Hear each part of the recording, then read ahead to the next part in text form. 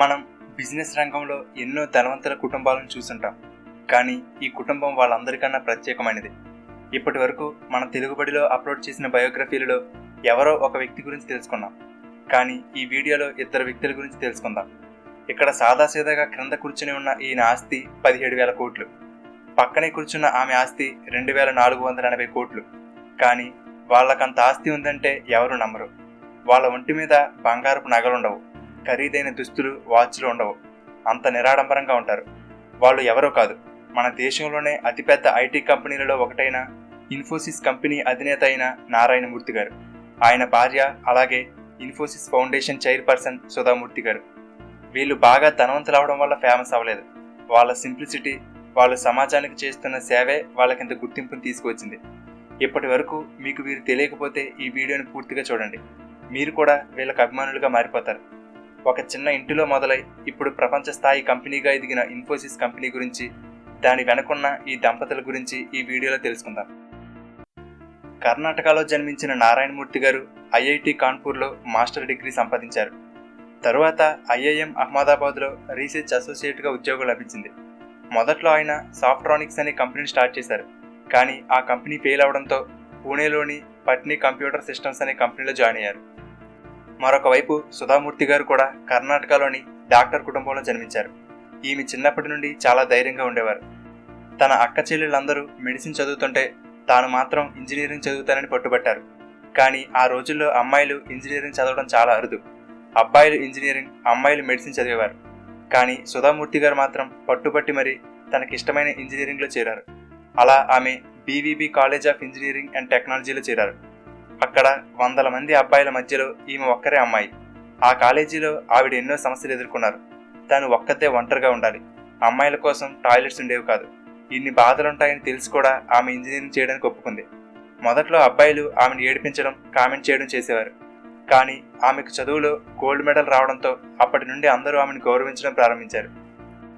చదువు పూర్తయిన తర్వాత ఆమె ఒక ఉద్యోగ ప్రకటన చూసింది.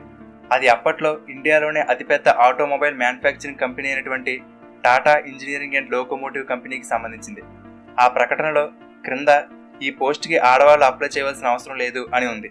అది చూసి ఆమె నివ్వెరపోయింది. ఉద్యోగాల్లో ఆడవారి మీద వివక్షత చూపించడం తట్టుకోలేక ఆమె ఏకంగా జేఆర్డీ టాటా గారికి ఉత్తరం రాసేశారు. విలువలతో నడపబడుతూ దేశంలోనే అతిపెద్ద కంపెనీ అయినటువంటి టాటా గ్రూప్లో ఆడవాళ్ల మీద వివక్షత చూపించడం ఏంటి అని ఆ ఉత్తరంలో ప్రశ్నించారు. కొన్ని రోజులకు ఆమెకు ఇంటర్వ్యూకి రమ్మని ఉత్తరం వచ్చింది.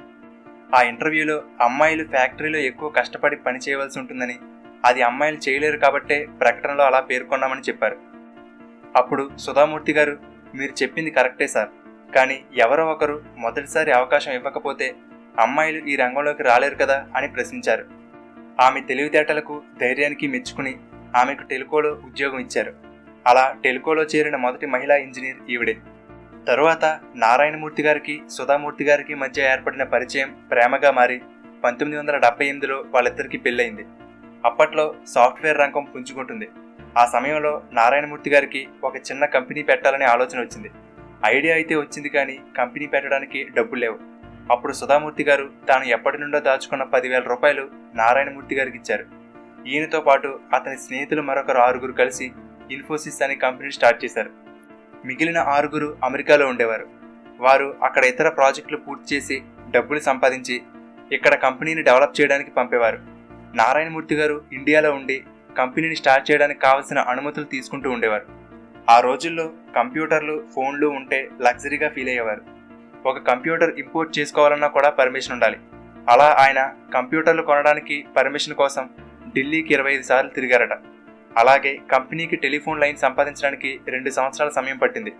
అంటే ఆ రోజుల్లో బిజినెస్ స్టార్ట్ చేయడం ఎంత కష్టమో అర్థం చేసుకోవచ్చు. లంచం ఇస్తే పనులు త్వరగా పూర్తవుతాయని తెలిసి కూడా ఈయన లంచాలు ఇచ్చేవారు కాదు. Reserve bank of India office దగ్గర ఎన్నో రోజులు వెయిట్ చేసేవారు. అలా తమ ఇంటిలోనే ఒక చిన్న గదిలో కంపెనీని స్టార్ట్ చేశారు. ఆ సమయంలో సుధామూర్తి గారు భర్తని పూర్తిగా కంపెనీని చూసుకోమని, తాను కుటుంబాన్ని చూసుకుంటానని చెప్పి ఆయనకు సపోర్ట్గా ఉండేవారు. ఎంత కష్టపడినా కానీ సమస్యలు తప్పేవి కాదు. ఒకానొక సమయంలో పార్ట్నర్స్లో కొంతమంది కంపెనీని అమ్మేయడం మంచిదేమో అని అన్నారు. కానీ ఆయన మాత్రం ఒప్పుకోలేదు. ఇష్టం ఉన్న వాళ్ళు ఉండొచ్చు, నేను మాత్రం ఈ కంపెనీని అమ్మే ప్రసక్తే లేదని తేల్చి చెప్పారు. ఎన్ని కష్టాలు వచ్చినా కంపెనీని ముందుకు తీసుకువెళ్లారు. అలా 1999 నాటికి ఇన్ఫోసిస్ రెవెన్యూ $100 మిలియన్ చేరుకుంది. అంతేకాదు, అమెరికన్ స్టాక్ మార్కెట్లో లిస్ట్ అయిన మొట్టమొదటి ఇండియన్ కంపెనీగా రికార్డ్ క్రియేట్ చేసింది. ఇప్పుడు మన దేశంలో ఇంప్లిమెంట్ అవుతున్న GST వెబ్సైట్ని డెవలప్ చేసి మెయింటైన్ చేస్తుంది కూడా ఇన్ఫోసిస్ కంపెనీనే. అలా చిన్నగా మొదలైన కంపెనీ ఇప్పుడు ప్రపంచ ఐటీ రంగంలో ఒక దిగ్గజంగా, ఇండియాలోనే అతిపెద్ద ఐటీ కంపెనీలలో 2వ స్థానంలో ఉంది. ఇప్పుడు ఇన్ఫోసిస్ సుమారుగా 2,50,000 మందికి ఉపాధిని కల్పిస్తుంది. వాళ్ళలో 37% మంది మహిళలే. అయితే ఇన్ఫోసిస్ కేవలం లాభాల కోసం చూసుకునే కంపెనీ కాదు. అందుకే 1996లో ఇన్ఫోసిస్ ఫౌండేషన్ అనే సంస్థను మొదలుపెట్టి కంపెనీకి వచ్చిన లాభాలలో కొంత ఈ ఫౌండేషన్ ద్వారా సమాజ సేవకు ఉపయోగిస్తున్నారు. ఈ ఇన్ఫోసిస్ ఫౌండేషన్కి సుధామూర్తి గారు చైర్పర్సన్గా ఉన్నారు. ఇక్కడ మనం సుధామూర్తి గారి గురించి ఖచ్చితంగా చెప్పుకోవాలి. మన ఇండియాలోనే అత్యంత డబ్బున్న మహిళలో ఈమె ఒకరు అంటే మనం నమ్మలేం. అంత సింపుల్గా ఉంటారు. ఖరీదైన బట్టలు, బంగారపు నగలు ఉండవు. సాధారణంగా చీర కట్టుకుని ఉండే ఈవిడని చూస్తే మన బంధువుల్లో ఒక పెద్దవిళ్ళ ఉంటారు. ఈవిడ వేషధారణ చూసి కొంతమంది ఈవిడిని చిన్నచూపు కూడా చూసేవారు. ఒకసారి ఈమె లండన్ ఎయిర్పోర్ట్లో ఫ్లైట్ ఎక్కడానికి క్యూలో నిల్చున్నప్పుడు ఈమెను చూసి ఈమె ముందున్న ఒక ఆవిడ, మీ బోర్డింగ్ పాస్ చూపిస్తారా అని అడిగిందట. ఎందుకు అని అడిగితే, ఇది బిజినెస్ క్లాస్ వాళ్ళకి సంబంధించిన క్యూ అని, నువ్వు ఉండవలసింది అక్కడ అని ఎకానమీ క్యూని చూపించిందట. సుధామూర్తి గారు ఏమీ మాట్లాడకుండా సైలెంట్గా ఉండడంతో ఈమె ముందున్న ఇద్దరు మహిళలు, ఈ లో క్లాస్ వాళ్ళతో వాదించలేం అని హేళన చేశారట. కానీ విచిత్రం ఏమిటంటే, ఆ సుధామూర్తి గారిని హేళన చేసిన ఆ ఇద్దరు మహిళలు వెళ్ళిన మీటింగ్లో సుధామూర్తి గారే గెస్ట్. ఆ మీటింగ్లో ఆవిడని చూసి వాళ్ళు నివ్వెరపోయారట. ఒక మనిషి అందం అనేది ఆ వ్యక్తి సింప్లిసిటీ, కాన్ఫిడెన్స్లో ఉంటుంది కానీ ధరించే బట్టలు, నగల్లో కాదు. కాబట్టి మీకోసం మీరు బ్రతకండి కానీ ఇతరుల కోసం కాదు అంటారామె. ఒకసారి సుధామూర్తి గారు ట్రైన్లో వెళ్తుంటే 14 ఏళ్ల వయసున్న ఒక అమ్మాయి కొద్దిగా చిరిగిన దుస్తులతో ఏడుస్తూ సీటు కింద దాక్కుని ఉంది. అంతలో టీసీ వచ్చి ఆ అమ్మాయిని చూసి టికెట్ అడిగితే లేదని చెప్పింది. దాంతో ఆ అమ్మాయిని తిట్టి నెక్స్ట్ స్టేషన్లో దిగిపోమన్నాడు. ఇదంతా చూసి సుధామూర్తి గారు ఆ అమ్మాయికి టికెట్ తీసి తన దగ్గర కూర్చోబెట్టుకుని ఆ అమ్మాయి గురించి అడిగారు. ఆ అమ్మాయి వాళ్ళ అమ్మానాన్నలు చనిపోయారని, వాళ్ళ బంధువులు అన్నం కూడా పెట్టకుండా ప్రతిరోజు కొడుతున్నారని, అందుకే ఇంట్లో నుండి పారిపోయి వచ్చారని చెప్పింది. దానితో సుధామూర్తి గారు ఆ అమ్మాయిని తీసుకువెళ్లి తన ఫౌండేషన్ ద్వారా చదివించారు. దాదాపు 20 సంవత్సరాలు గడిచిపోయాయి. తరువాత ఒకసారి సుధామూర్తి గారు ఒక కాలేజీలో లెక్చర్ ఇవ్వడానికి అమెరికాకు వెళ్ళినప్పుడు ఒక హోటల్లో ఆమె తిన్న భోజనానికి బిల్ ఎవరో పే చేశారు. తన బిల్ ఎవరు పే చేశారు అని వెయిటర్ని అడిగితే వాళ్ళు ఒక మహిళని చూపించారు. అప్పుడు సుధామూర్తి గారు ఆమె దగ్గరికి వెళ్ళి, మీరు నా బిల్ ఎందుకు పే చేశారు అని అడిగితే అప్పుడు ఆమె, ఎందుకంటే మీరు నా ట్రైన్ టికెట్కి డబ్బులు పే చేశారు కాబట్టి దానికి కృతజ్ఞతగా అందట. ఆమె ఎవరో కాదు, తాను 20 సంవత్సరాల క్రితం ట్రైన్లో కాపాడిన అమ్మాయి. ఆమె ఇప్పుడు అమెరికాలో ఒక పెద్ద ఉద్యోగంలో స్థిరపడింది. ఎక్కడో చిరిగిన బట్టలతో ట్రైన్లో ఉండే అమ్మాయి ఇప్పుడు అమెరికా వరకు వెళ్ళగలిగిందంటే అది కేవలం సుధామూర్తి గారి వల్లనే. ఇక ఈమె చేసిన సేవా కార్యక్రమాలైతే 1-2 కాదు. ఒక ఊరిలో కొంతమంది మహిళలు పొట్టకూటి కోసం వేశ్యలుగా పనిచేస్తున్నారని తెలిసి వాళ్ళని మార్చడానికి వాళ్ళ ఊరు వెళ్ళినప్పుడు వాళ్ళలో కొంతమంది ఈవిడ మీదకు కోపంతో చెప్పులు కూడా విసిరారు. అయినా ఆమె పట్టు వదలకుండా వాళ్లతో మాట్లాడి 3,000 మందికి పైగా మహిళలకు ఉపాధి అవకాశాలు కల్పించి ఆ వృత్తి నుండి బయటకు తీసుకువచ్చారు. ఇప్పుడు వాళ్ళందరూ కలిసి సొంతంగా ఎదుగుతూ 80 లక్షల రూపాయలతో ఒక చిన్న బ్యాంకును కూడా ఏర్పాటు చేసుకున్నారు. ఇదొక్కటే కాదు, ఈమె చదువుతున్నప్పుడు కాలేజీలో మహిళలకు టాయిలెట్స్ లేవని ఇప్పుడు దేశవ్యాప్తంగా 16,000 టాయిలెట్స్ నిర్మించారు. పుల్వామా అటాక్లో చనిపోయిన 40 మంది సైనికుల కుటుంబాలకు ఒక్కొక్కరికి 10 లక్షల రూపాయలు ఇచ్చారు. అలాగే ఆర్మీలో చనిపోయిన 800 మంది కుటుంబాలకు సహాయం అందించడానికి సంవత్సరానికి 10 కోట్లు ఖర్చు పెడుతున్నారు. కర్ణాటకలోని ప్రతి గవర్నమెంట్ స్కూళ్లలో లైబ్రరీ మరియు కంప్యూటర్లు ఏర్పాటు చేసేలా ఆమె కృషి చేస్తున్నారు. కర్ణాటకలో వరదలు వచ్చినప్పుడు ఆమె 10 కోట్లు విరాళంగా ఇచ్చారు. అలాగే వరదల్లో ఇల్లు కోల్పోయిన వారి కోసం 2,300 ఇళ్లను నిర్మించారు. ఎక్కడైనా వరదల వంటివి వస్తే ఆమె స్వయంగా దగ్గరుండి వాళ్ళకు కావలసిన ఆహార పదార్థాలు, వస్తువులను ప్యాక్ చేసి మరీ వరద బాధితులకు పంపుతారు. అలాగే చిన్నపిల్లలకి భోజనాలు పెట్టే అక్షయపాత్ర ఫౌండేషన్కి ఎప్పటికప్పుడు సహాయం అందిస్తుంటారు. తెలంగాణలో 1,00,000 మంది పిల్లలకు ఒకేసారి భోజనం వండడానికి సరిపడా పెద్ద వంటశాల నిర్మాణానికి కావలసిన 18 కోట్ల రూపాయలు ఆమె విరాళంగా ఇచ్చారు. క్యాన్సర్ పేషెంట్స్ కోసం బెంగళూరులో క్యాన్సర్ హాస్పిటల్ నిర్మాణానికి 40 కోట్లు సహాయం అందించారు. చిన్నపిల్లల చదువు కోసం ఇన్ఫోసిస్ ఫౌండేషన్ స్కాలర్షిప్లు అందిస్తుంది. అంతేకాదు, ప్యూరిఫైడ్ వాటర్ ప్లాంట్లు, బోర్లు, స్కూల్ భవనాలు ఇలా ఎన్నో నిర్మించారు. కృష్ణా, గుంటూరు జిల్లాలలో సుమారుగా 2500 స్కూళ్లలో చిన్నపిల్లల పుస్తకాల కోసం 2.5 కోట్లు విరాళంగా ఇచ్చారు. ఇలా ఒకటా రెండా వీరు చేసిన మంచి పనుల గురించి చెప్తూ పోతే ఒక వీడియో సరిపోదు. వీరు చేసిన సేవా కార్యక్రమాలకు గాను ప్రభుత్వం సుధామూర్తి గారికి పద్మశ్రీ అవార్డుతో సత్కరించింది.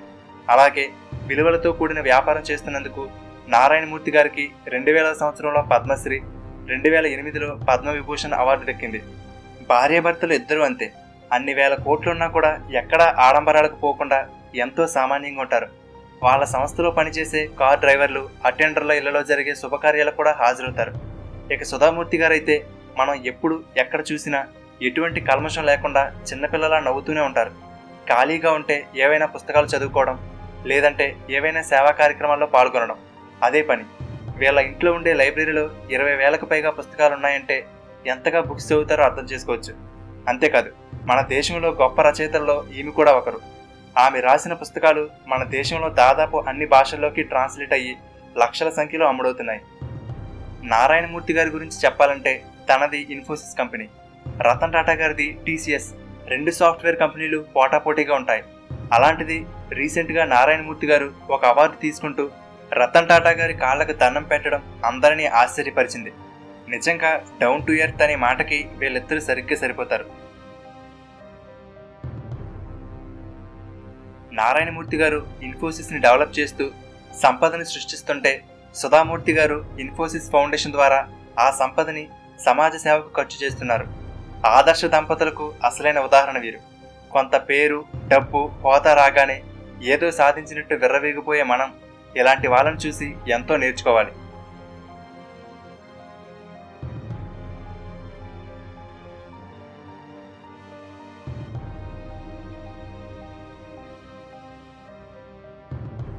ఫ్రెండ్స్, ఈ వీడియో మీకు నచ్చితే లైక్ చేయండి. అలాగే మీ ఫ్రెండ్స్ అందరికీ షేర్ చేయండి. ఇలాగే మరెంతో మంది గొప్ప వాళ్ళ జీవిత చరిత్రలు తెలుసుకోవడానికి తెలుగుబడి ఛానల్కి సబ్స్క్రైబ్ చేసుకుని పక్కనే ఉన్న బెల్ బటన్ని యాక్టివేట్ చేసుకోండి. Thank you for watching.